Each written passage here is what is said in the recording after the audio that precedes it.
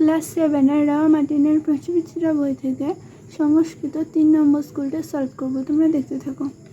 প্রথমে একে আছে সংস্কৃতে অনুবাদ করো। একের একে রয়েছে পাকা ফলগুলি, একের 2-এ রয়েছে শুকনো পাতাগুলি, একের 3-এ রয়েছে সুন্দর নগরগুলি, একের 4-এ রয়েছে সাদা বাড়িগুলি, একের 5-এ রয়েছে প্রখর তাপ, একের 6-এ আছে আমাদের বাড়ি। এগুলিকে সংস্কৃত ভাষায় অনুবাদ করতে বলেছে। পাকা ফলগুলি পক্কানি ফলানি, শুকনো পাতাগুলি শুষ্কানি পত্রানি, সুন্দর নগরগুলি সুন্দরানি নগরানি, সাদা বাড়িগুলি সত্তানি গৃহাণী, প্রখর তাপ প্রখর তাপ, আমাদের বাড়ি অস্মাকং গৃহম। 2-এ আছে সর্বনাম পদ কাকে বলে, সংস্কৃত ভাষায় সর্বনাম পদের উদাহরণ দাও। দেখো সর্বনাম পদ কাকে বলে উদাহরণ সহ। যে পদ বিশেষ্যের পরিবর্তে ব্যবহৃত হয় তাকে সর্বনাম পদ বলা হয়। উদাহরণ স, সা, তৎ, তম, অহম, ইদম, কিম ইত্যাদি। দেখে নাও।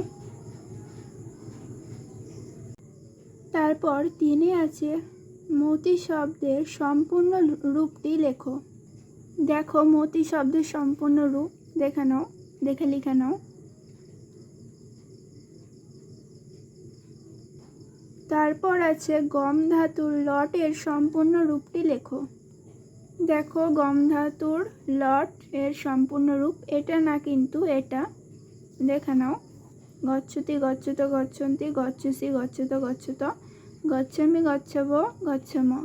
আর তোমাদের কারোর কাছে যদি এই সূত্রের মানে যেসব তিত সন্ধি শীতস্থ এই সূত্রগুলি যদি তোমাদের কাছে না থাকে তাহলে আমাকে কমেন্ট করো, আমি এই সূত্রগুলো অন্য একটা ভিডিওতে দেখিয়ে দেব।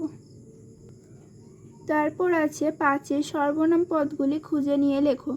এখানে 1, 2, 3, 4, 5 মানে 5টা বাক্য দেওয়া আছে, এর মধ্যে থেকে সর্বনাম খুঁজে বের করতে বলেছে। প্রথমে আছে 5-এর 1-এ অয়ম অনির্বাণ। এখানে সর্বনাম হলো অয়ম। আমি নিচে দাগ দিয়ে দিচ্ছি, তোমরা কিন্তু খাতায় এটা নোট করে নিও। তারপর 2-এ আছে স উত্তম ছাত্র, এখানে সটা হবে সর্বনাম। তারপর 3-এ আছে ইতিহাস হি তস্য অতীব প্রিয় বিষয়, এখানে তস্যটা হবে সর্বনাম। তারপর 4-এ আছে অন্তি তস্য একা ভগিনী, এখানে তস্য হবে সর্বনাম। তারপর আছে 5-এ তস্যা নাম অনিন্দিতা, এখানে তস্য হবে সর্বনাম।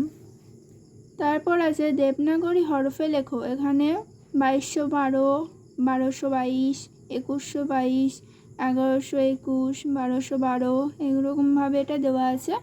এর মধ্যে থেকে এর মধ্যে থেকে না, এগুলিকে দেবনাগরী হরফে ট্রান্সলেট করতে বলেছে।